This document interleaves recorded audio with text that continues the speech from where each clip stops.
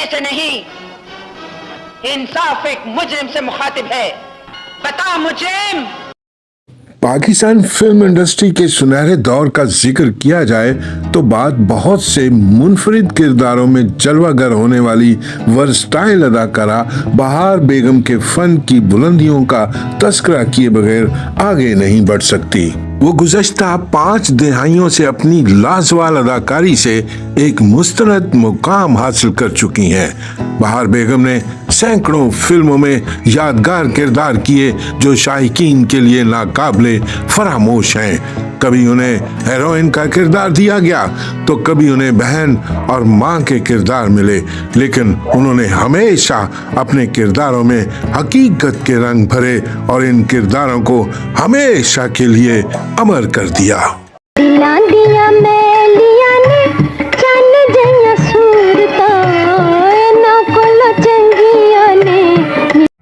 बहार बेगम ने एक इंटरव्यू में अपने बारे में बताते हुए कहा कि मुझे बचपन से शौक था कि मैं आर्मी में जाऊं, मगर मेरे नसीब में अदाकारा बनना था, जिसका मुझे बिल्कुल पछतावा नहीं है। जब मैंने पहली फिल्म में खुद को स्क्रीन पर देखा तो दंग रह गई और इस तरफ आना हादसाती तौर पर हुआ। मैं एक मर्तबा अपने रिश्तेदारों के यहाँ छुट्टियां गुजारने के लिए कराची गई हुई थी। उस मौके पर सब लोग रेस कोर्स जा रहे थे, जिनके साथ मैं भी चली गई। वहाँ कमाल अनवर पाशा साहब से मेरी मुलाकात हुई, जो मेरे मामू के जानने वाले थे। उन्होंने मामू से पूछा, एक कुड़ी कौन है और उसे कहाँ छुपाया हुआ था। अगले ही रोज वो घर आ गए और उनका कहना था कि मेरी फिल्म सरफरोश रिलीज हुई है, अगर ये फिल्म हिट हो गई तो अगली फिल्म में वो मुझे बतौर हीरोइन साइन कर लेंगे। माही मौत दा सुनेहा दिता कल वे, इस दुनिया तो दूर दिला चल वे। फिल्म सरफरोश सुपरहिट कामयाब हो गई, सो उन्होंने मुझे अपनी अगली फिल्म चंद माही में कास्ट कर लिया बतौर हीरोइन। घर वालों और मेरे करीबी लोगों ने मुझे फिल्म में काम करने की ऑफर को सपोर्ट किया। यूं मैं उनकी फिल्म चंद माही की हीरोइन बन गई, जिसके बाद मैं 1 महीना लगातार स्टूडियो जाती रही। हालांकि मैं पंजाबन थी, मगर मुझे पंजाबी बोलनी नहीं आती थी। बाबा शाह आलम बोश वगैरह ने कहा कि अगर तुम पंजाबी बोलोगी तो हम तुम्हें 5 रुपए देंगे। इस लालच में पंजाबी बोलना शुरू हो गई। इसके साथ साथ मास्टर आशिक हुसैन सम्राट को मुझे डांस सिखाने पर लगा दिया गया, जो कई माह तक मुझे रक्स की तरबियत देते रहे, लेकिन उन्होंने थक हार कर कहा कि ये तो लकड़ी की बनी हुई लड़की है, ये नहीं सीख सकती। दूसरी जानब पाशा साहब अदाकारी में निखार लाने के लिए हर वक्त मेरी रहनुमाई करते रहते थे। वो मुझे अपने बच्चों की तरह समझते थे। उनकी हदायत थी कि नावल पढ़ा करो, लेकिन चलते चलते और शीशा सामने रखकर। आजकल तो बच्चियां घर से ही सीख कर आती हैं, जिसकी वजह से उनकी परफॉर्मेंस सबके सामने है। चांदी दे सोने दी नथ लेके, सोने दी नथ लेके आजा हो। उन्होंने कहा कि जब मैं फिल्मों में हीरोइन के तौर पर काम करती थी तो मैंने ज्यादा काम अदाकार असलम परवेज मरहूम के साथ किया। संतोष भाई के साथ ज्यादा फिल्में नहीं की, लेकिन उनकी आगोश में ही बड़ी हुई हूँ। उनके साथ एक फिल्म आजाद में जबरदस्ती काम करना पड़ा। एक मर्तबा उन्होंने कहा कि उल्लू की भट्टी, तुमने ये क्यों कहा कि मेरे साथ काम नहीं करना। मैंने कहा मैं आपके साथ काम नहीं कर सकती, क्योंकि आपके साथ मेरा रिश्ता ही अलग है। एक फिल्म में लाला सदीर की माँ बनाने लगे तो मैंने कहा कि मैं तो इनसे छोटी हूँ। इस तरह बहुत से किरदारों को अदा करने से इनकार भी करना पड़ा। मैं तो अगे बड़ी दुखी हूँ सोनिया, और मेरा दिल क्यों दुखाने।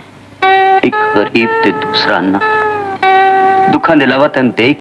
इस दौरान मेरी शादी हो गई तो मैंने 9 साल तक काम नहीं किया।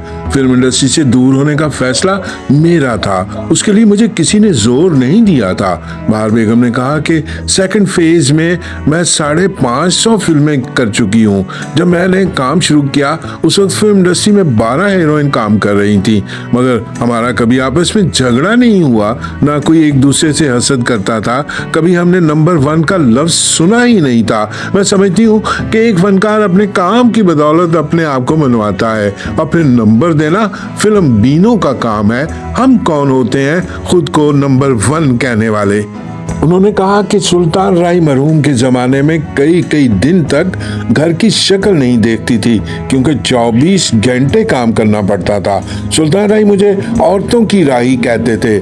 आजकल तो ना फिल्म का स्क्रिप्ट होता है और ना मुकम्मल डायलॉग। पहले तो कई कई दिन गाने की भी रिहर्सल होती थी, अब रेडीमेड काम होता है। टीवी में तो कमर्शियल काम चलता है लेकिन फिल्म में नहीं। जब गाना बनता था तो डायरेक्टर के साथ म्यूजिक डायरेक्टर और डांस डायरेक्टर भी मौजूद होते थे। अब फिल्म नहीं बन रही, फीता लपेटा जा रहा है। दिल नाल दिल असां तोलिया ते कानू साडा दिल मोलिया वे कानू साडा। बहार बेगम ने कहा कि हमारी इंडस्ट्री में दोगलापन और मुनाफकत बहुत ज्यादा है। अगर देखा जाए तो आज जिन फनकारों, फिल्म साजों, हदायतकारों के पास कोठियां और कीमती गाड़ियां हैं वो सब फिल्म इंडस्ट्री की वजह से ही हैं। अगर हम लोग किसी दूसरे शोबे में काम करते होते तो इतनी इज्जत, शोहरत और दौलत न कमा पाते जितनी फिल्म इंडस्ट्री से हमें मिली है। ये कारोबार उतार चढ़ाव आता रहता है लेकिन जब तक सब लोग ईमानदारी से काम नहीं करेंगे हालात में बेहतरी मुमकिन नहीं है। एक सवाल के जवाब में उन्होंने कहा कि सबिया खानम बड़ी अदाकारा हैं और कोई उनकी जगह नहीं ले सकता। सुल्तान राय के बच्चों ने बाप का नाम ही खत्म कर दिया। रीमा और मीरा समेत दीगर फिल्मी हीरोइन ने आर्टिस्ट बनने की कोशिश ही नहीं की। ये सिर्फ खुद को एक्ट्रेस समझती रही हैं। उन्होंने सिर्फ यही मकसद सामने रखा कि कोठियाँ कितनी बनानी है, पैसा कितना इकट्ठा करना है। अगर मैं चाहती तो 4 कोठियाँ बना सकती थी लेकिन मैंने एक ही घर बनाया। मैं भी घर में 4 गाड़ियाँ खड़ी कर सकती थी।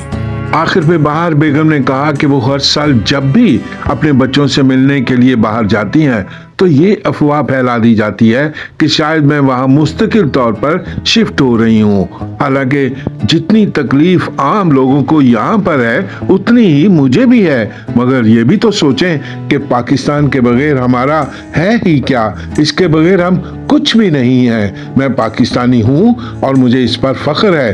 पाकिस्तान से किसी और मुल्क शिफ्ट होने का कभी नहीं सोच सकती। एक थोड़ी सी मुझ में जिद है। अगर मैं सोच लूं कि मैंने करना है, मैं ये नहीं सोचती कि इसमें अच्छाई है या बुराई है या नफ़ा है या नुकसान है। I don't care. वीडियो को लाइक करें और चैनल को सब्सक्राइब कर दें। शुक्रिया।